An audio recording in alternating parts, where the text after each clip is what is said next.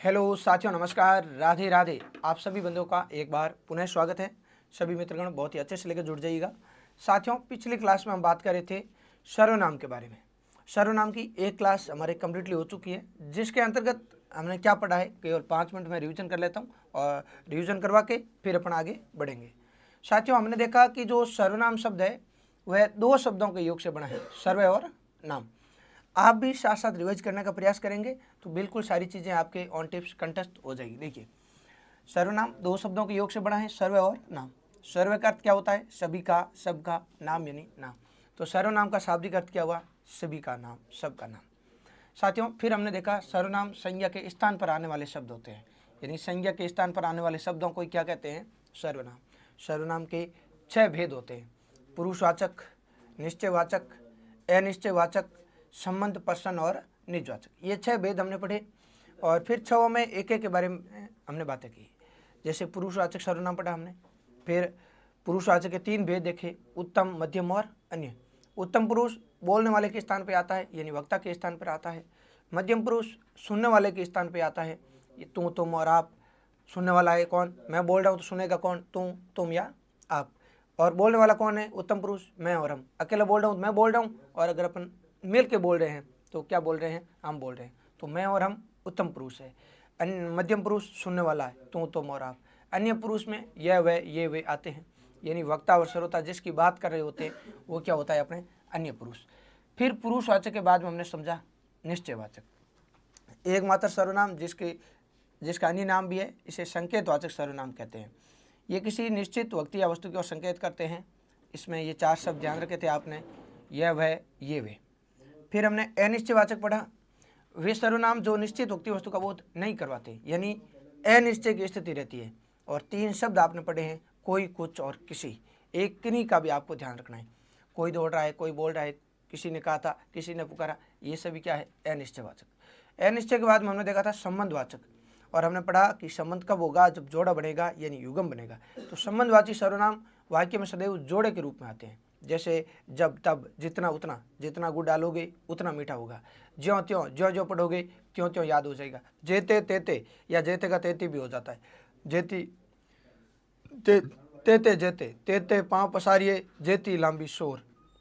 तो इस प्रकार से लेके यद्यपि वह बीमार था तथापि वह स्कूल गया। तो यद्यपि, तथापि, यदि तो, यदि वर्षा होती तो फसल अच्छी होती। तो युगम रूप में आता है आपके संबंधवाचक सर्वनाम। फिर संबंध के बाद हमने देखा था पर्सनवाचक सर्वनाम। वे सर्वनाम जो मित्रों पर्सन का बोध कराते हैं, जैसे कौन, क्या, कब, कहाँ, कैसे, क्यों, ये पर्सनवाचक शब्द है। और पर्सन के बाद में हमने देखा था साथियों संबंध पर्सन और निजवाचक। अंतिम था निजवाचक। निजवाचक मैंने कहा कि निज का अर्थ है खुद का। तो वे सर्वनाम जो कर्ता खुद के लिए आते हैं, यानी कर्ता के साथ अपनापन बतलाने के लिए आते हैं, उन्हें अपन क्या कहते हैं? निजवाचक। इसमें आपने 6 शब्द याद रखे थे: आप, अपना, अपने आप, स्वयं, स्वतः, खुद। और ये निजवाचक में आ जाएंगे। निज भी सर्वनाम है, ठीक है। तो आप, अपना, अपने आप, स्वयं, स्वतः, खुद, निज। इन सब के स्थान पर खुद लगाने से अगर कोई परिवर्तन नहीं होता है तो वह निजवाचक होगा। यहाँ तक की बातें हम पिछली क्लास में कर चुके थे। फिर मैंने आपको एक प्रश्न दिया था कि भाई जो सर्वनाम के भेद है वो तो आपके 6 है, और आपका प्रश्न था कि सर्वनामों की संख्या कितनी है। ये आपका प्रश्न था, ठीक है। तो इसी के साथ अपन अपनी क्लास को कंटिन्यू करेंगे। देखिए, अपन बात कर रहे हैं सर्वनाम की। किसकी बात कर रहे हैं? सर्वनाम की। तो जिसके बिना हम आधे आधे, वही अपने राधे राधे। देखिएगा, सर्वनाम के भेद तो 6 है। अपना सपना से भी आप याद रख सकते हो: अनिश्चयवाचक, पुरुषवाचक और निश्चयवाचक। अनिश्चयवाचक, पुरुषवाचक और निश्चयवाचक। फिर संबंधवाचक, पर्सनवाचक, और आपने पढ़ा है न से निजवाचक। यानी ये 6 भेदों के नाम याद करने का तरीका भी हो सकता है। बाकी देखो, नाम स्वतः याद हो जाते हैं, इनके लिए किसी ट्रिक की आवश्यकता नहीं रहती है। साथियों, सर्वनाम के भेद 6 है, सर्वनाम के प्रकार 6 है। लेकिन आपको मैंने ये प्रश्न दिया था लास्ट में, आप में से बहुत सारे साथियों ने आंसर देने का प्रयास भी किया होगा, आंसर खोजा भी होगा। तो देखिए, प्रश्न देख के मैं आपको आपके भरोसे नहीं छोड़ूंगा। निश्चिंत रहें, अगर किसी क्लास में प्रश्न दिया है तो उसका नेक्स्ट क्लास में जवाब आपको यहाँ पे मिल जाएगा। तो देखो इधर, बस प्रश्न इसलिए है कि आप खुद ढूंढने का प्रयास करो। तो देखो, सर्वनामों की संख्या या कुल सर्वनामों की बात करें तो साथियों कितने होते हैं? 11। तो मैं इस प्रश्न का समाधान आपके यहीं लिख देता हूँ इसी के सामने। देखिए, हमारा प्रश्न था मूल सर्वनाम कितने हैं, मूल सर्वनाम कितने हैं, मूल या कुल सर्वनाम कह सकते हैं, क्या कह सकते हैं, कुल सर्वनाम। तो साथियों कुल सर्वनामों की संख्या होती है हिंदी में 11, कितनी होती है, 11। अब आपको ये 11 याद करने हैं। कई बार पूछा जाता है कि निम्न में से कौन सा मूल सर्वनाम नहीं है। तो सबसे पहले हमने कौन सा सर्वनाम पढ़ा था, पुरुषवाचक। पुरुष के हमने कितने भेद किए, 3। कौन सा, उत्तम, फिर क्या पढ़ा, मध्यम, और फिर क्या पढ़ा, अन्य। अब आप यहाँ पे देखो मित्रों कि उत्तम पुरुष कौन होता है, जो बोलता है। बोलता कौन है, मैं और हम। अकेला बोल रहा है तो मैं, और मिल के बोल रहे हैं तो हम। तो यहाँ से आपको केवल एक उठाना है, मैं। मूल सर्वनाम में एक क्या लिखना है आपको, मैं। सर हम क्यों नहीं लिखा, तो मैं का ही बहुवचन क्या होता है, हम। तो मूल कौन है, मैं। फिर हमने पढ़ा मध्यम पुरुष। उत्तम पुरुष में तो हमने 2 पढ़े थे, मैं और हम। मैं और हम में से आपने केवल किसको सेलेक्ट किया, मैं को। मूल सर्वनाम हो गया मैं का ही बहुवचन क्या हो जाएगा, हम। फिर उत्तम पुरुष में हमने पढ़ा था मित्रों शून्य वाला, कौन था, तू, तुम, या आदर के लिए क्या बोलेंगे, आप। अब इन तीनों में से आपको एक सेलेक्ट करना है, तुम को। कई जगह आपको तुम भी मिल सकता है, मूल एक ही है तुम। तो आप तू या तुम में से एक को सेलेक्ट करोगे। ध्यान रखना फर्स्ट प्योरिटी पे हमेशा किसको रखना है, तुम को। तो तू के बाद तुम के साथ आप तुम को भी लिख सकते हो, लेकिन ये दोनों एक ही है, अलग अलग नहीं मानना है, तू या तुम, ठीक है। इनको एक काउंट करना है, बाकी जनरली आपको तू ही ध्यान रखना है। हो गया। अब मित्रों आगे आता है आपके अन्य पुरुष। कौन सा पुरुष आता है, अन्य पुरुष में आपने ये 4 शब्द पढ़े मुख्य रूप से, बाकी इसमें और भी आप लिख सकते हैं। बाकी आपने 4 पढ़े, यह वह ये वे, यानी वक्ता और श्रोता किसी की बात कर रहे हैं कि वे, ठीक है। रवि ने सोहन से कहा कि मनीष बेईमान है, तो अब मनीष भी क्या हो जाएगा, अन्य पुरुष। तो जिसकी बात कर रहे होते हैं अन्य की, वो अन्य पुरुष होता है। अब देखो यहाँ पे यह है, यह का ही बहुवचन क्या बनता है, ये। तो एक मूल तो क्या हो गया, यह हो गया। अब यह का बहुवचन ये बनता है, तो आप ये को हटा दो, फिर वह हो गया एक, और वह का ही बहुवचन क्या होता है, वे। तो आपको यह और वह ये 2 लिखने हैं, यह और वह ये 2 लिखने हैं। अब हालांकि आपने ये अंग्रेजी में भी पढ़ा है बचपन से लेके, दिस का क्या हो जाएगा, दैट। अगर पास में कोई वस्तु है तो आप बोल दोगे यह दिस, और दूर है तो क्या बोल दोगे, वह। तो इस आधार पर कुछ विद्वान निश्चयवाचक के भी 2 भेद मानते। अधिकांशतः ये सर्वमान्य तो अपन कुछ कह नहीं पाएंगे, बट आपको ध्यान रखना है, अगर मैं जैसे ये निश्चयवाचक है, इसके अगर मैं भेद भी करना चाहूँ ना तो भी कर सकता हूँ। इसके मतलब मुख्य भेद पुरुषवाचक है ये 3, उत्तम पुरुष, मध्यम पुरुष और अन्य पुरुष। इनके हालांकि कोई भेद नहीं मिलते हैं आपको सामान्यतया, एग्जाम में भी आज तक नहीं पूछे गए हैं, बट आप ध्यान रख सकते हो कि सर निश्चयवाचक के अपन चाहें तो 2 भेद कर सकते हैं। कितने भेद कर सकते हैं, 2 भेद। एक भेद होता है मित्रों निकटवर्ती। क्या होता है, निकटवर्ती। निकट कोई बोलते हैं अपन समीप, तो एक तो होता है आपके समीपवर्ती, और एक इसमें भेद आता है दूरवर्ती। अब ये केवल नॉर्मल सी बात है कि यहाँ हमने 4 लिखे हैं मुख्य रूप से, यह वह ये वे। यहाँ कोई चीज़ मेरे निकट है, पास में, तो मैं बोल दूंगा ये माउस है, ये पंखा है, ठीक है, ये लाइट है, इस प्रकार से। बहुवचन में तो क्या बोल देंगे, ये मित्र है, ये पुस्तकें हैं, ये अपन बहुवचन बोल सकते हैं। तो ये और ये तो निकट है, आप आराम से समझ गए इस बात को। और कोई दूर है तो अपन बोल सकते हैं वह दुकान है, वे बालक है। तो ये दूर के लिए अपन किसको बोल देंगे, वह और वे को। तो मित्रों निकटवर्ती यह और वे हैं, यह और ये हैं, और दूरवर्ती वह और वे हैं। ये इसके अपन भेद के रूप में भी इसको पढ़ सकते हैं। फिर साथियों हमारी बात आती है आपके, जो अभी हम बात कर रहे थे 11 सर्वनाम छांट रहे थे। तो अब इन चारों में से हमने किस किस को छांटा, यह वे ये वे में से केवल यह और वह। ये को क्यों नहीं लिया, यह से ही क्या बनता है ये, और वह से ही क्या बनता है वे। तो यहाँ तक की बात अगर आपके क्लियर है तो फिर मैं और आगे बढ़ता हूँ। अब देखो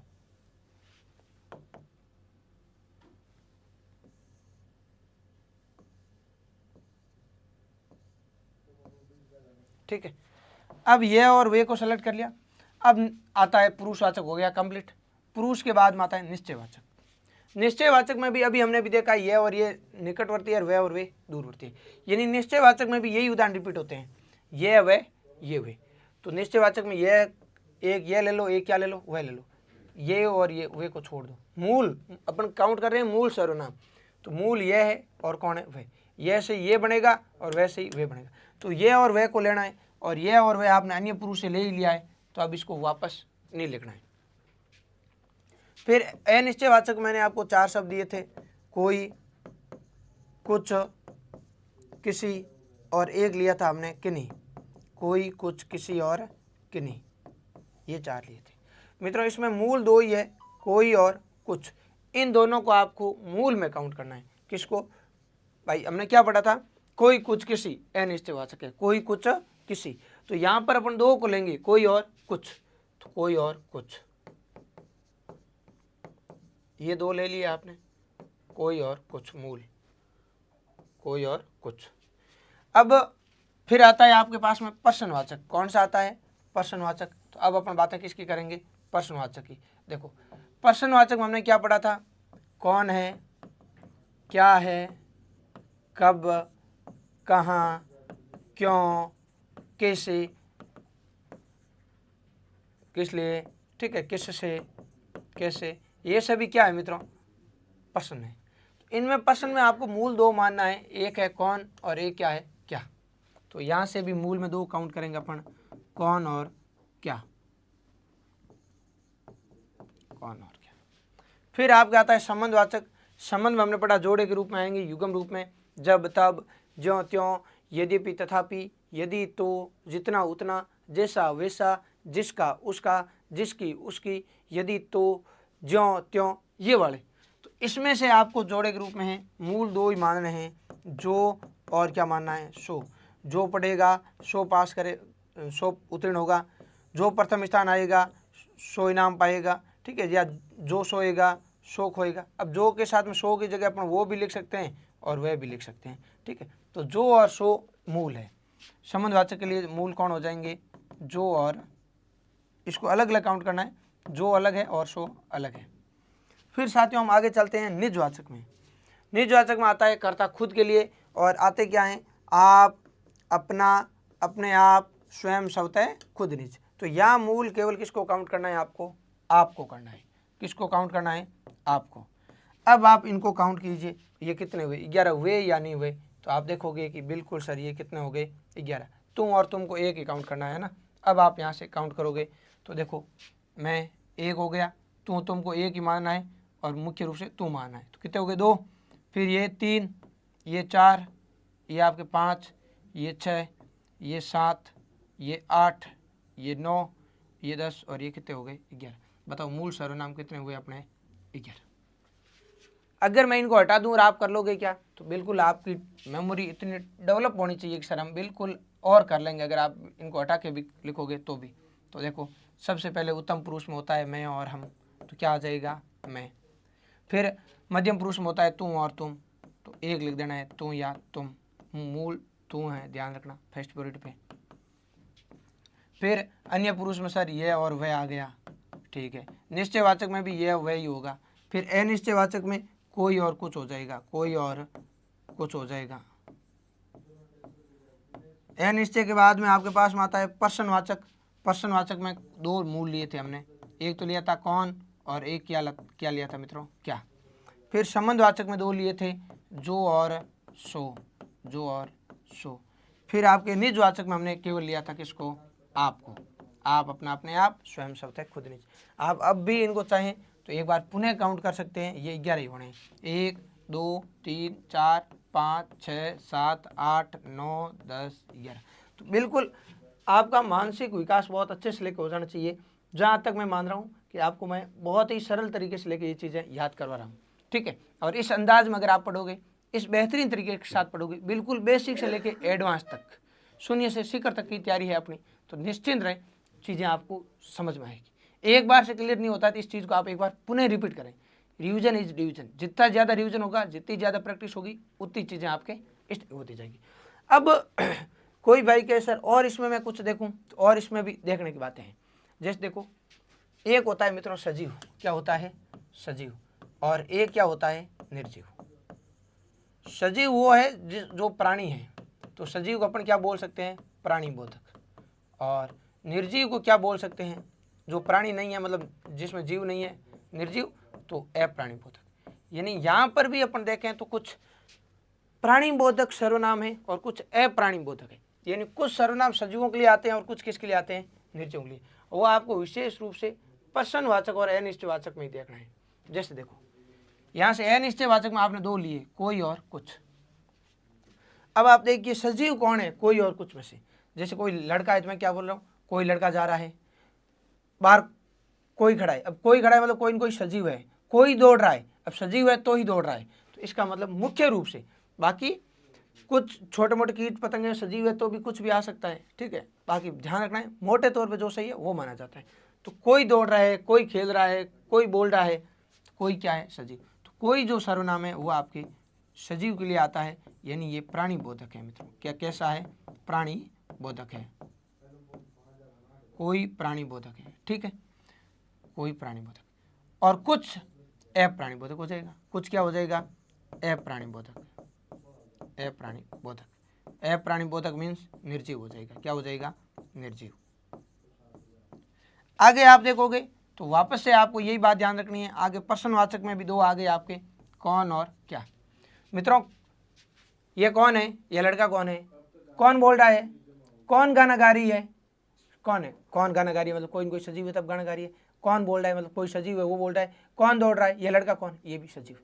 तो कौन आता है आपके सजीव के लिए, यानी कौन कौन सा सर्वनाम हो जाएगा, प्राणी बोधक हो जाएगा, ठीक है। और क्या फिर क्या हो जाएगा, अप्राणी बोधक, अप्राणी बोधक।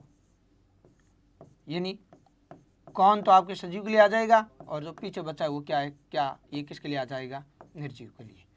यानी आप देखोगे कई बार कि चाय में क्या गिर गया है, हो सकता है कोई कीट पतंग या कोई छोटा जीव भी हो सकता है, बट ध्यान ये रखना है मोटे तौर पे कौन प्राणी बोधक है, सजीवों के लिए आएगा, और क्या किसके लिए आएगा, निर्जीव के लिए।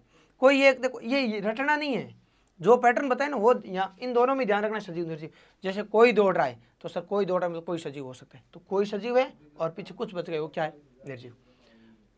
ये कौन है, कौन गाना गा रही है, तो बस प्राणी है मतलब सजीव है, गाना गा रही है मतलब कोई न कोई सजीव है, और क्या किसके लिए आ जाएगा, निर्जीव के लिए, अप्राणी बोधक के लिए। मैं मानता हूँ कल वाला प्रश्न आपके यहाँ तक क्लियर है। आज की क्लास सर्वनाम की अंतिम क्लास है, इसके बाद सर्वनाम आपके किसी प्रकार का संशय नहीं रहने वाला है। अब देखो ये चीज़ें पढ़ने के बाद में एक फैक्ट अपने और आता है, जैसे ये जो और सो है ना, जो और सो ये किस में आते हैं, आपको इसको अलग अलग काउंट करना, जो अलग सो अलग, तभी आपके 11 होंगे, ठीक है, और अलग अलग ही मान है। लेकिन जो और सो किस में आते हैं, संबंधवाचक में। तो अभी अपन संबंधवाचक सर्वनाम खोल रहे हैं। कौन सा सर्वनाम खोल रहे हैं, संबंधवाचक सर्वनाम। ये हमने पढ़ा था कल की क्लास में, संबंधवाचक सर्वनाम। संबंध में हमने क्या देखा कि वे सर्वनाम जो किसी संज्ञा सर्वनाम उपायों के बीच क्या करते हैं, संबंध बताते हैं। और संबंध किस रूप में आता है, जोड़े के रूप में। ये चीज़ अपन पढ़ चुके हैं। जैसे यहाँ पे जो के साथ में कौन आया था, वो आया था। जिसकी के साथ में कौन आया था, उसकी आया था। जितना के साथ में कौन आया था, उतना था।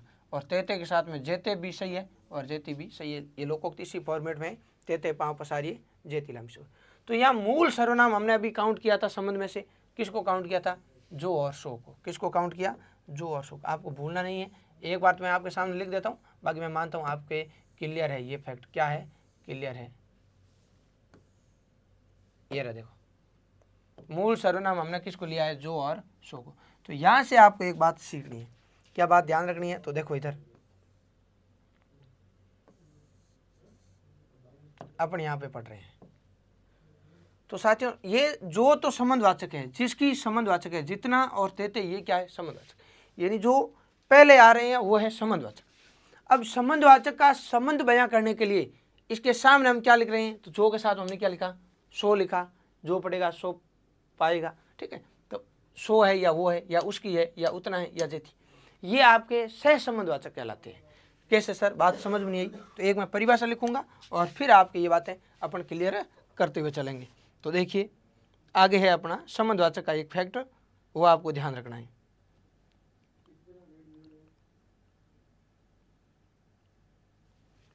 तो एक मैं परिभाषा लिख रहा हूँ सह संबंधवाचक की आपकी, फिर अपन इसकी और बातें करेंगे। सह संबंधवाचक क्या पढ़ रहे हैं अपन, सह संबंधवाचक, सह संबंधवाचक। अभी हमने संबंधवाचक सर्वनाम की बातें की, अब संबंधवाचक में भी आपको क्या पढ़ना है, सह संबंधवाचक।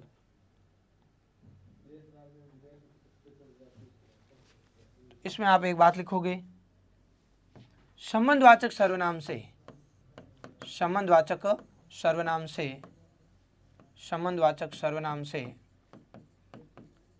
संबंध का बोध करवाने वाले सर्वनाम, संबंधवाचक सर्वनाम से संबंध का बोध कराने वाले सर्वनाम, संबंध का बोध कराने वाले सर्वनाम क्या कहलाते हैं? सह संबंधवाचक सर्वनाम होते हैं।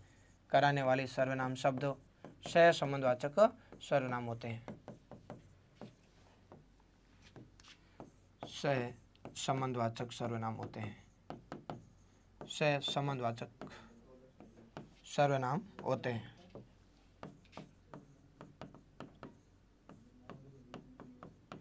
सह संबंधवाचक सर्वनाम होते हैं।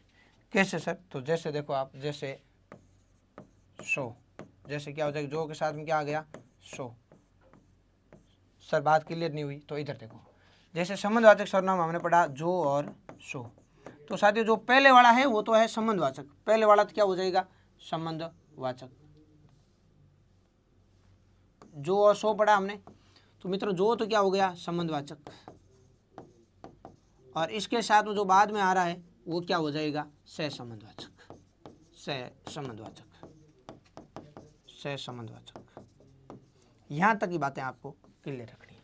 अब साथियों हम संबंधवाचक में एक और चीज पढ़ने वाले हैं, और वो बात है आपके आप सर्वनाम शब्द का प्रयोग। ये एक अलग फैक्ट है, यहाँ से प्रश्न परीक्षा में बनता ही बनता है, बहुत इंपॉर्टेंट फैक्ट है, ध्यान रखना है आपको। आप सर्वनाम शब्द का प्रयोग कहाँ होता है? तो आप शब्द का प्रयोग या आप सर्वनाम का प्रयोग, आप सर्वनाम शब्द का प्रयोग तीन सर्वनामों में होता है। कहाँ कहाँ होता है? तो तीन सर्वनामों में होता है। आप सर्वनाम का प्रयोग तीन सर्वनामों में किया जाता है। कितने सर्वनामों में किया जाता है? तीन सर्वनामों में किया जाता है। अब देखिए तीन सर्वनाम कौन से हैं? तो एक बार मैं नाम लिख रहा हूँ, आपको ध्यान रखना है। आप खुद विचार करो कि आपने आप कहाँ पढ़ा था। तो देखो उत्तम पुरुष में तो हमने पढ़ा बोलने वाला मैं और हम। मध्यम पुरुष में हमने पढ़ा था सुनने वाला यानी यू। यू को हिंदी में अपन तू बोल सकते हैं, तुम बोल सकते हैं, और आदर के लिए क्या बोल सकते हैं? आप। तू तुम आप, यानी तुम और आप हमने किस में पढ़ा है? मध्यम पुरुष में। तो एक तो आपके ये हो जाएगा मध्यम पुरुषवाचक में, आप किस में आ जाएगा? मध्यम पुरुषवाचक में। और मध्यम पुरुष के अलावा आपके आप कहाँ आता है? तो एक आपको ध्यान रखना है अन्य पुरुष में। अन्य पुरुष वाला फैक्ट हमने अभी तक पढ़ा नहीं है, तो अभी अपन यहाँ लिखेंगे तब इसकी चर्चा करेंगे, ठीक है। और एक आप कहाँ आता है? तो आपने सर्वनाम का जो छठा भेद पढ़ा था आपके निजवाचक, आप, अपना, अपने आप, स्वयं, स्वतः, खुद, निज। तो वहाँ पे आप, अपना, अपने आप, वहाँ पर भी आपने क्या पढ़ा है? आप। तो एक आप कहाँ पे आता है? निजवाचक में। कहाँ पे आता है भाई? निजवाचक में। तो अब इन तीनों की बातें अपन इस क्लास में करेंगे। इसके साथ ही सर्वनाम बिंदु हमारे लगभग क्या हो जाएगा? कंप्लीट। देखो पहला प्रयोग कहाँ है आपका? मध्यम पुरुषवाचक में। कहाँ पे होता है? मध्यम पुरुषवाचक में। मध्यम पुरुष कौन होता है भाई? सुनने वाला। कौन होता है? सुनने वाला। उत्तम पुरुष बोलने वाला वक्ता, और मध्यम पुरुष सुनने वाला श्रोता। तो अब सुनने वाले के लिए यानी श्रोता के लिए अगर आप लिख रहे हो तो वहां कौन सा सर्वनाम होगा? यानी श्रोता के संदर्भ में अगर आप आता है तो वहां पे आपके मध्यम पुरुष होगा, क्योंकि मध्यम पुरुष होता है सुनने वाला, तुम और आप। तो जहां भी मध्यम पुरुष होगा, सुनने वाले के लिए आप आएगा, तो वहां आपकी क्या माना जाएगा? मध्यम पुरुष। याद कैसे रखें, कैसे पता चलेगा? तो सुनने वाला कौन होता है? तुम। कौन होता है? तुम। या क्या होता है? तुम और तुम बोल सकते हैं। तो इसके आदर रूप में तुम या तू के आदर रूप में आप आ रहा है, तुम के आदर रूप में अगर आप आ रहा है, तो वहां पे आपके कौन सा सर्वनाम माना जाएगा? मध्यम पुरुष माना जाएगा। सर मेरे और भी बात समझ में नहीं आई, कोई बात नहीं, बात जब तक क्लियर नहीं होगी तब तक अपन यहाँ से जाने वाले नहीं है। जितना भी पढ़ेंगे कम पढ़ो बट कंप्लीट पढ़ो। जिस बिंदु को पढ़ा है फिर उसको इस प्रकार से उस पर आपकी मास्टरी हो जानी चाहिए कि एग्जामिनर कितना ही दम लगा ले, आपका आंसर क्वेश्चन देखते ही आ जाएगा बस। तो देखो तुम या तुम क्या दे, अंग्रेजी में अपन इसको बोलते हैं सेकंड पर्सन। तुम को क्या बोलते हैं अंग्रेजी में? यू। तो यू का हिंदी रूपांतरण अगर आप है, यू का हिंदी रूपांतरण अगर क्या है? आप है, तो अपन वहां पे कौन सा सर्वनाम करेंगे? मध्यम पुरुष। सर देखो कैसे, जैसे आप मध्यम पुरुष में आता है आप सुनने वाले के लिए, किसके लिए आता है? सुनने वाले के लिए। तो सुनने वाला मेरे सामने कोई सुन रहा है तो मैं कहूँ भाई तुम यहाँ बैठिए, तुम यहाँ बैठो, तुम यहाँ बैठो, तुम यहाँ बैठो, तुम यहाँ बैठो। अब मेरे सामने कोई न कोई सुनने वाला था तुम, तो हमने क्या बोला, तुम यहाँ बैठो। अंग्रेजी में इसको अपन ये कह सकते हैं ना, यू सिट हियर, तुम यहाँ पे बैठिए। तो अब मैं तुम का आदर रूप अगर यहाँ पे मैं आप लिखूं, आप यहाँ बैठिए, आप यहाँ बैठिए, तो अब ये आप क्या हो गया है, मध्यम पुरुष। आप यहाँ बैठिए अपन लिख सकते हैं, समझ गए आप। तो मैं मानता हूँ ये वाला फैक्ट आपके एकदम बढ़िया तरीके से लेके क्लियर है। अब एक प्रश्नवाचक मैं यहाँ पे उदाहरण लिख रहा हूँ, लेकिन मैं कहूँ कि आप कहाँ रहते हैं, सॉरी तुम कहाँ रहते हैं, तुम कहाँ रहते हो, तुम कहाँ रहते हो, वेयर आर यू लिव, हैं, तुम कहाँ रहते हो। वैसे तो इसमें प्रश्नवाचक सर्वनाम है, लेकिन प्रश्नवाचक तो है, प्रश्नवाचक का सूचक तो है कहाँ, कहाँ के नीचे मैं रेखांकित करूँ तो यहाँ प्रश्नवाचक सर्वनाम माना जाएगा, कौन कब कहाँ क्या प्रश्न। लेकिन मैंने अंडरलाइन किया आपके कहाँ के नीचे नहीं, तुम के नीचे। मैंने कहा तुम कहाँ रहते हो, इसको अपन क्या बोल सकते हैं आदर के लिए, आप कहाँ रहते हो। भाई सामने कोई सुनने वाला है तभी अपन बोलेंगे कि भाई तुम कहाँ रहते हो। सामने कोई सुनने वाला होगा श्रोता, तो उसको अपन बोलेंगे तुम कहाँ रहते हो, यानी आप कहाँ रहते हो। क्या अपन इसको अंग्रेजी में यू बोल सकते हैं, तो बिल्कुल where you are live, where you are मतलब तुम की जगह हमने क्या लिखा, यू। और यू का हिंदी रूपांतरण अगर अपन यहाँ आप सेट कर सकते हैं, देखो तुम कहाँ रहते हो, तो इसका आदर सूचक शब्द क्या हो जाएगा, आप कहाँ रहते हो। तो यहाँ पे तुम के लिए आदर रूप में सुनने वाले के लिए कहीं भी आता है आप, तो वहाँ कौन सा सर्वनाम करेंगे, मध्यम पुरुषवाचक सर्वनाम। तो एक तो आपका प्रयोग आपके किस में हो गया, मध्यम पुरुषवाचक में हो गया। मैं मानता हूँ आप सभी भाइयों की ये बात क्लियर है। दूसरा प्रयोग आपके होता है अन्य पुरुषवाचक में। अन्य पुरुष का आपने अभी तक पढ़ा नहीं है, तो देखो इधर, तो दूसरा भेद है आपके अन्य पुरुषवाचक में। आपका प्रयोग दूसरा किस में हो जाएगा, मध्यम पुरुष में हो गया है, अब अपन किस में करेंगे, अन्य पुरुष में। साथियों आप जानते हैं कि अन्य पुरुषवाचक सर्वनाम वो होता है जिसकी वक्ता और श्रोता मिलकर बात कर रहे होते हैं और वो वहाँ पे मौजूद नहीं होता है, किसी बाहरी व्यक्ति की जो बात की जाती है वो किस में आती है, आपके अन्य पुरुष में। तो अब इसमें क्या होगा, इसके लिए मैं एक फैक्ट लिखूंगा, किसी भी व्यक्ति विशेष का परिचय करवाएंगे तो वहाँ अपन क्या मानेंगे, अन्य पुरुषवाचक। तो एक बात आपको लिखनी है, किसी व्यक्ति विशेष के परिचय के लिए, किसी व्यक्ति विशेष के परिचय के लिए आप आता है, किसी व्यक्ति विशेष के परिचय के लिए, किसी व्यक्ति विशेष के परिचय के लिए, व्यक्ति विशेष के परिचय के लिए अगर अपन आप लिख रहे हैं, परिचय के लिए आपका प्रयोग होता है तो वहाँ क्या माना जाएगा, अन्य पुरुष माना जाएगा।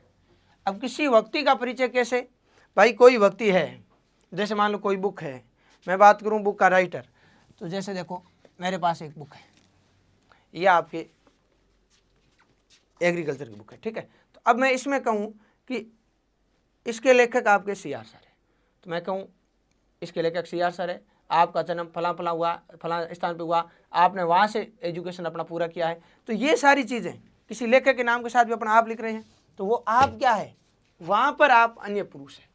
अन्य व्यक्ति का परिचय, जैसे मैं कहूँ महात्मा गांधी भारत के राष्ट्रपिता कहलाते हैं, आप अहिंसा के पुजारी माने जाते हैं। अब वो हमने आप किसके लिए लिखा है, गांधी जी के परिचय के लिए। जैसे एक उदाहरण समझिएगा, मैं कहूँ देखिए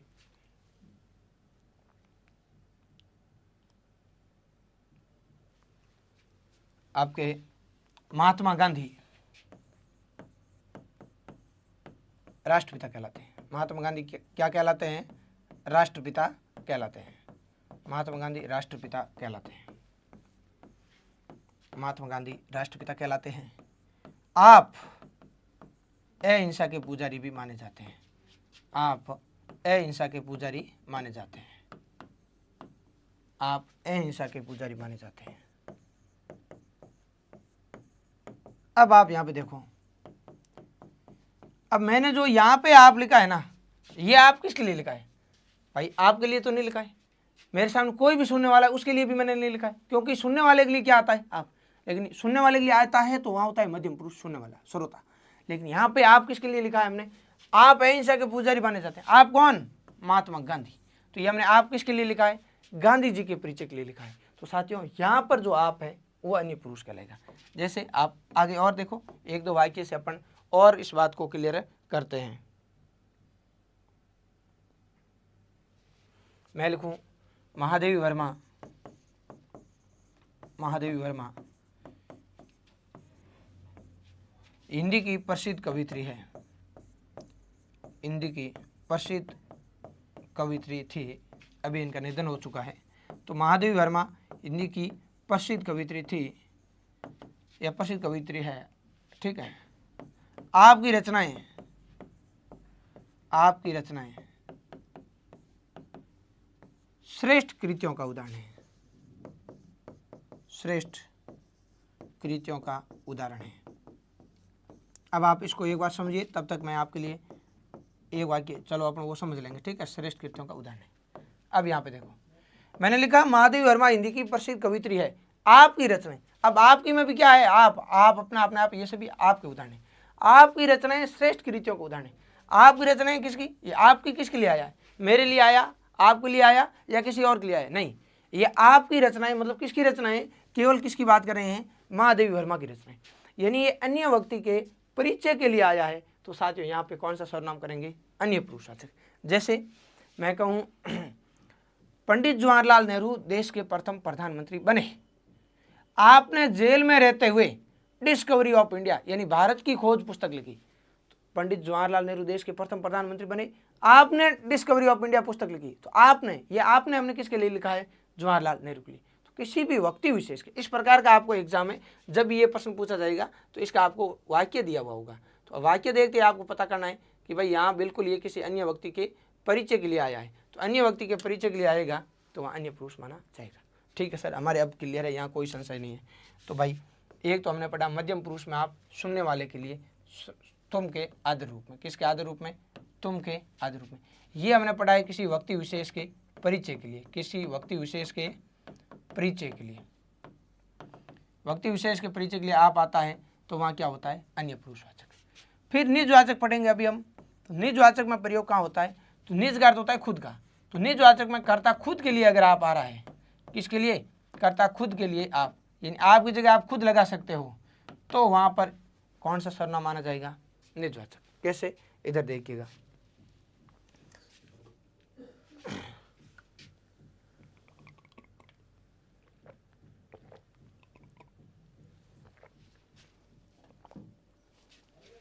एक निजवाचक में भी इसका प्रयोग होता है।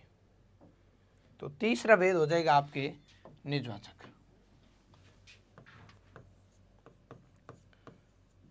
निजवाचक में आप आता है कर्ता खुद के लिए, किसके लिए आता है, कर्ता खुद के लिए, कर्ता खुद के लिए, यानी यहां पर आपके स्थान पर खुद लगाने पर अर्थ में कोई परिवर्तन नहीं होगा। याद रखने का तरीका ये हम निजवाचक में भी पढ़ चुके हैं। तो आपके स्थान पर खुद लगाने पर भी, क्या लगाने पर भी, खुद शब्द लगाने पर भी अगर वाक्य के अर्थ में कोई परिवर्तन नहीं हो तो वहां पर आपका निजवाचक सर्वनाम माना जाता है। आपके स्थान पर खुद लगाने पर वाक्य के अर्थ में कोई परिवर्तन नहीं होना चाहिए, वाक्य के अर्थ में कोई परिवर्तन नहीं हो, अर्थ में कोई परिवर्तन नहीं होगा, तो वहां क्या हो जाएगा, निजवाचक, परिवर्तन नहीं होगा। कैसे, जैसे आपके पास में एक वाक्य है, मैं कहूं मैं आप आ जाऊंगा, मैं आप आ जाऊंगा। अब ये आप किसके लिए आया है, मैं के लिए आया है। जैसे मैं आप आ जाऊंगा, आ जाऊंगा। अब आपकी जगह आप लगाओ मैं खुद आ जाऊंगा, तो ये एक ही बात है, मैं आप आ जाऊंगा, मैं खुद आ जाऊंगा। ये आप किसके लिए आया है, मैं के लिए। समझ गए बात को। मैं कहूँ वह अपने आप चला गया, वह अपने आप चला गया, वह अपने आप चला गया। तो यहाँ पे अपने आप में जो आप आया है, ये आप किसके लिए आया है, वह के लिए, वह अपने आप गया। तो ये आप सुनने वाले के लिए नहीं है, यहाँ पे वह अपने आप चला गया, मतलब वह अपने आप, ये वह खुद चला गया, एक ही बात है।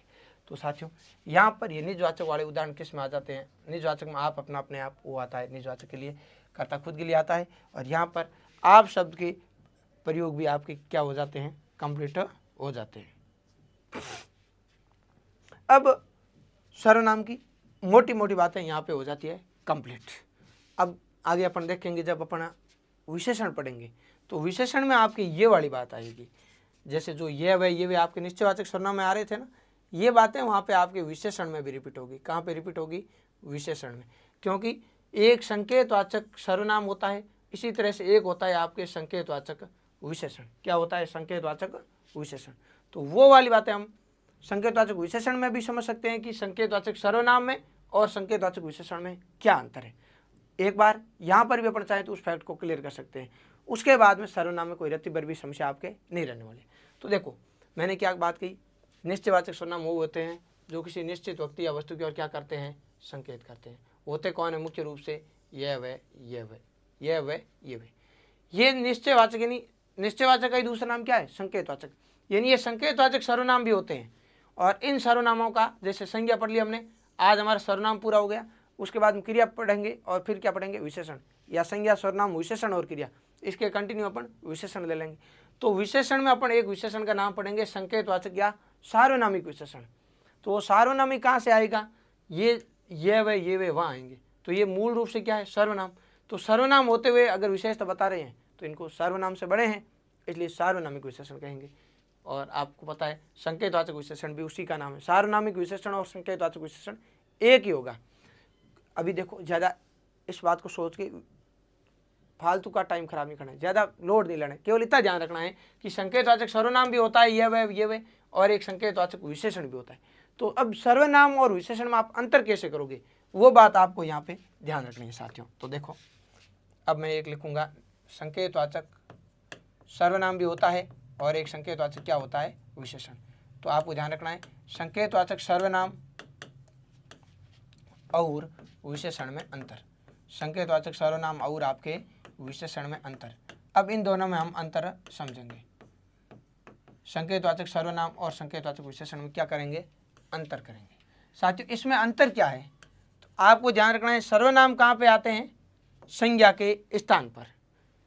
देखो ये यहाँ पे आएंगे कौन? इसमें चार बातें आएगी आपकी। एक तो यह मुख्य रूप से वह, ये और वे, ये वे ये वे। अब इसमें और आपके उस सर्वनाम में अंतर क्या है? सर्वनाम और विशेषण में ये समझना है आपको। तो देखो हाँ मुख्य रूप से अब कॉमा लगाना चाहें तो कॉमा लगा सकते हैं, ऐसा कुछ नहीं है। ये केवल फैक्ट आपको समझना है। फाइनली बात इतनी है। देखो ये वे, ठीक है।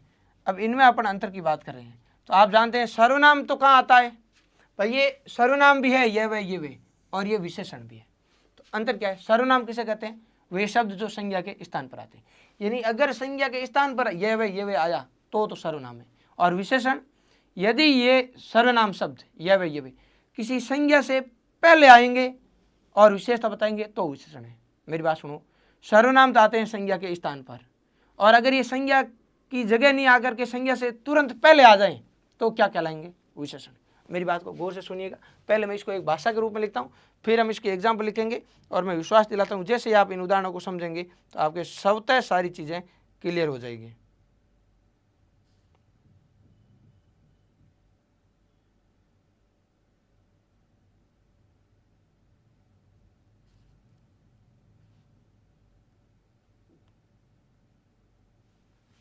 तो लिखिए, यदि कोई शब्द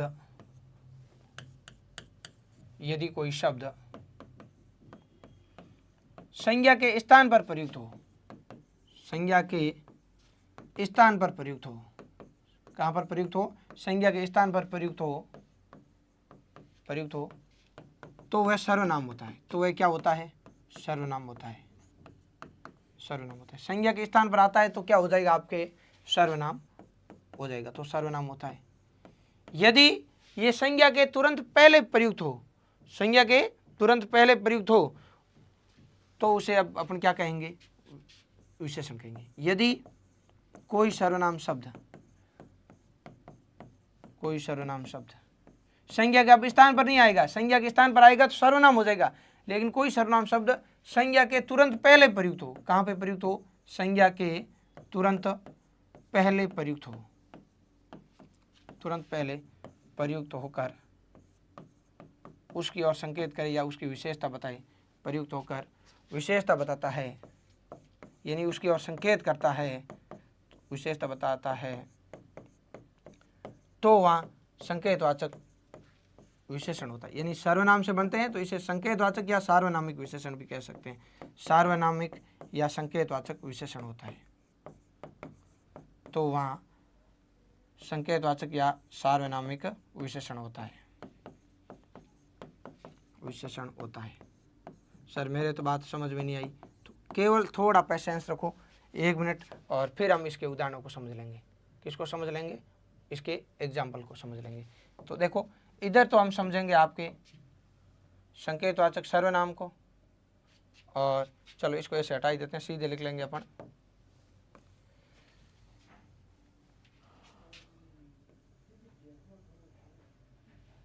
ठीक है, अब देखो, अब यहाँ पे तो आपको समझना है संकेतवाचक विशेषण। क्या समझना है? संकेतवाचक या सर्वनाम समझ लो। अभी हम निश्चयवाचक को क्या कहते हैं? संकेतवाचक। तो निश्चयवाचक या संकेतवाचक एक तो हो गया सर्वनाम, इस साइड तो आपने क्या पढ़ लिया? सर्वनाम। और इस साइड आप क्या पढ़ दोगे? संकेतवाचक विशेषण। क्या पढ़ दोगे?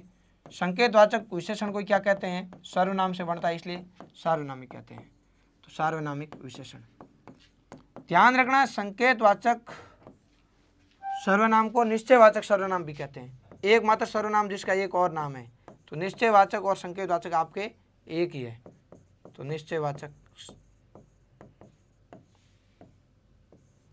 अब इसमें आपको करना है अंतर। तो अंतर के लिए एक पहली बात आप यहाँ से ध्यान रखोगे, यहाँ से बात को पकड़ोगे कि कोई शब्द संज्ञा के स्थान पर प्रयुक्त हो तो वो सर्वनाम कहलाता है। ये हम बचपन से पढ़ते आ रहे हैं, संज्ञा के स्थान पर आने वाले शब्द क्या है? सर्वनाम। लेकिन मैंने कहा कोई सर्वनाम शब्द है और वो कहाँ आया? संज्ञा के तुरंत पहले, तो वहाँ पे अब सर्वनाम नहीं होकर के क्या हो जाएगा? संकेतवाचक या सार्वनामिक विशेषण होगा। समझ गए बात? सर अभी समझ में नहीं आई, थोड़ा और समझा दें तो मज़ा आ जाएगा। तो बिल्कुल अब हम डिटेल से समझेंगे बात को। जैसे देखो, मैंने एक लिखा, यह पुस्तक मेरी है, यह पुस्तक मेरी है, यह पुस्तक मेरी है। अब यहाँ पे क्या आया? ये आया। और एक मैंने लिखा, यह मेरी पुस्तक है, यह मेरी पुस्तक है। यहाँ पर भी क्या आया है? यह। लेकिन यहाँ तो मैंने लिखा कि ये सर्वनाम है और यहाँ मैंने लिखा ये विशेषण है। फर्क क्या है? तो फर्क कहीं है, देखो फर्क है कि सर्वनाम संज्ञा के स्थान पर आता है, मतलब यह के बाद में संज्ञा नहीं है। ये के बाद मेरा, मेरी, मेरे, मैं और हम उत्तम पुरुष सर्वनाम के रूप है, मैं के ये सर्वनाम। लेकिन मैंने कहा यह के बाद संज्ञा आती है, यानी ये संज्ञा के तुरंत पहले आ जाते हैं, तो ये विशेषण है। यहाँ देखो, यह किसके पहले आया? पुस्तक। अब आप संज्ञा पढ़ चुके हो, आपको पता है सर पुस्तक एक वस्तु का नाम है और जातिवाचक संज्ञा है। अब कौन सी संज्ञा अगर याद यहाँ नहीं भी रहे तो भी चल जाएगा, लेकिन बताओ पुस्तक संज्ञा शब्द है कि नहीं है? तो ये पुस्तक से पहले आया है, संज्ञा के तुरंत पहले आया है, तो वहाँ सार्वनामिक विशेषण है, यहाँ सार्वनामिक विशेषण। लेकिन अब यहाँ मेरी संज्ञा नहीं है, तो संज्ञा से पहले आए तो है विशेषण। अगर संज्ञा की जगह आ जाए, मतलब उसके बाद में संज्ञा नहीं हो, तुरंत बाद संज्ञा नहीं हो, तो वो सर्वनाम करना है। सर मेरे अभी क्लियर नहीं हुआ, तो देख थोड़ा और देख बात को। मैंने कहा इसे बुलाओ, और अब मैंने इधर लिखा है इस लड़के को बुलाओ, इस लड़के को बुलाओ।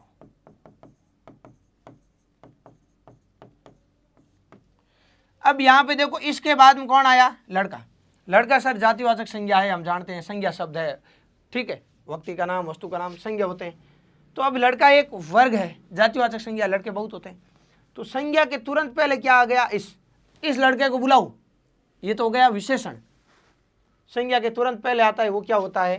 विशेषण। संज्ञा के तुरंत पहले आते विशेषण, और संज्ञा के स्थान पर आने वाले सर्वनाम होते हैं। तो अब यहाँ देखो, इसके के बाद, इसे के बाद में संज्ञा है ही नहीं, बुलाना क्या है? क्रिया है। अब यहाँ तो संज्ञा, लेकिन तुरंत बाद तो नहीं है ना, तो तुरंत बाद वाला इंपॉर्टेंट है। अगर तुरंत पहले आ जाइए संज्ञा से तो विशेषण है, और संज्ञा की जगह आ जाए, यानी इनके बाद तुरंत बाद संज्ञा नहीं हो, तो सर्वनाम है। मैं कहूँ ये कौन है? ये कौन है? तो अब आप जानते हो कि ये के बाद संज्ञा नहीं है, कौन कब कहाँ, ये तो प्रश्नवाचक शब्द है, प्रश्नवाचक सर्वनाम है, लेकिन संज्ञा तो नहीं है ना, तो ये क्या हो गया? सर्वनाम। लेकिन इसके बाद मैं लिख दूं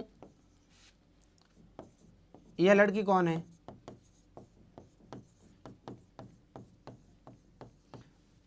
अब क्या बन गया? ये विशेषण, क्योंकि संज्ञा के तुरंत पहले आते हैं वो विशेषण है। बात को वापस समझो। देखो, एक तो है आपके संकेतवाचक सर्वनाम, एक तो क्या है? सर्वनाम, और एक क्या है? आपके विशेषण। सर्वनाम है और एक आपके क्या है? विशेषण। विशेषण वो होते हैं जब संज्ञा के तुरंत पहले अगर ये वे आ जाए, संज्ञा के तुरंत पहले क्या आ जाए? ये, वे, ये और वे। संज्ञा के तुरंत पहले, यानी ये वे के तुरंत बाद में संज्ञा है, तब तो वो क्या है? विशेषण है। और ये संज्ञा की जगह आएंगे, संज्ञा के स्थान पर आने वाले शब्द होंगे भाई। तो मैं मानता हूं इतनी बातें आपकी एक बार के लिए क्लियर है। तो मैंने कहा इसके उदाहरण के लिए, ये बहुत अच्छी पुस्तक है, ये बहुत अच्छी पुस्तक है, बहुत अच्छी पुस्तक है। और एक मैंने इधर लिखा, यह पुस्तक बहुत अच्छी है, यह पुस्तक बहुत अच्छी है। अब आप जब यहां पे देखोगे तो यहां यह के बाद में बहुत लिखा हुआ, ये अवयव शब्द है, संज्ञा नहीं है। लेकिन यहाँ यह के तुरंत बाद क्या लिख दिया? पुस्तक। पुस्तक क्या है? संज्ञा। तो अगर संज्ञा के तुरंत पहले आते हैं तो ये वो विशेषण के उदाहरण है, और संज्ञा की जगह आते हैं तो किसके उदाहरण है? सर्वनाम के उदाहरण है।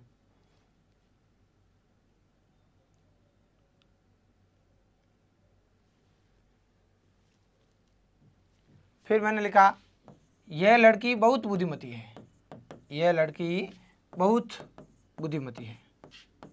बुद्धिमान पुल्लिंग है और लड़की है तो स्त्रीलिंग है, तो क्या आ जाएगा? बुद्धिमती। यह लड़की बहुत बुद्धिमती है। और अब देखो, यह के तुरंत बाद में कौन आ गया? लड़की। लड़की क्या है? संज्ञा। तो संज्ञा से पहले आएगा विशेषण और संज्ञा की जगह आएगा सर्वनाम। जैसे मैंने कहा, यह बहुत बुद्धिमती है, यह बहुत बुद्धिमती है। तो अब यहाँ पे क्या हो जाएगा? सर्वनाम हो जाएगा। एक और उदाहरण से समझो। कौन गाना गा रही है? कौन गाना गा रही है? अब आप यहाँ पे देखो, कौन तो प्रश्नवाचक सर्वनाम भी है, लेकिन ये सर्वनाम है। ये क्या है? सर्वनाम है। कौन गाना गा रही है? सर्वनाम हो गया, क्योंकि कौन के बाद में गाना क्या है? क्रिया या कर्म भी कह सकते हैं, लेकिन संज्ञा तो नहीं है ना? नहीं। लेकिन मैं इसके बाद में लिख दूं कि कौन लड़की गाना गा रही है, कौन लड़की या कौन सी लड़की गाना गा रही है, तो ये क्या हो जाएगा? आपके विशेषण हो जाएगा। तो मैं मानता हूँ यहाँ तक कि आपकी सारी बातें क्लियर हैं। मैंने कहा, यह हमारा घर है, यह हमारा घर है। अब यह के बाद हमने क्या लिखा? हमारा। हमसे ही बना है, हमारा, हमारी, हमारे, मैं और हम उत्तम पुरुष सर्वनाम है। तो इसके बाद में सर्वनाम है, संज्ञा तो नहीं है ना? हमें इसके बाद में क्या चाहिए थी? संज्ञा। तो अब मैं यहाँ पे लिख देता हूँ, यह घर मेरा है, यह घर हमारा है, यह घर हमारा है। तो अब यह के तुरंत बाद क्या आ गया? घर। घर एक संज्ञा शब्द है, जातिवाचक संज्ञा। तो आशा और अपेक्षा यहाँ तक की सारी बातें आपके क्लियर है। तो साथियों, यहाँ पर सर्वनाम बिंदु विधि विधान से होता है कंप्लीट। देखिए, आज की क्लास में हमने जो पिछली क्लास में सर्वनाम पढ़े थे, उसमें हमने सर्वनाम के मोटे तौर पर जो 6 भेद है उनकी बातें की। फिर हमने देखा कि मूल सर्वनाम 11 होते हैं। मैं, तुम, कौन, क्या, कोई, कुछ, जो, सो और आप, इनकी बातें की। और फिर हमने संबंधवाचक में एक फैक्ट सीखा था, जो और सो। तो जो तो संबंधवाची है और सो क्या है? सह संबंधवाची है। फिर हमने आप के 3 प्रयोग समझे। आप मध्यम पुरुष माता है सुनने वाले के लिए, तुम का आदर रूप, आप अन्य पुरुष माता किसी व्यक्ति विशेष के परिचय के लिए, और फिर आप निजवाचक माता कर्ता खुद के लिए। फिर हमने समझा कि जो ये सर्वनाम शब्द है, यह वे, ये वे, ये निश्चयवाचक यानी संकेतवाचक सर्वनाम भी होते हैं और विशेषण में भी आते हैं। तो संज्ञा के स्थान पर आए तो सर्वनाम है, और इनके तुरंत बाद में संज्ञा हो, यानी ये संज्ञा के तुरंत पहले आए तो वो क्या होगा? विशेषण होगा। तो आज की कथा यही समाप्त होती है साथियों। फिर हम मिलते हैं नए बिंदु के साथ में। तो आज के लिए इतना ही। धन्यवाद। राधे राधे।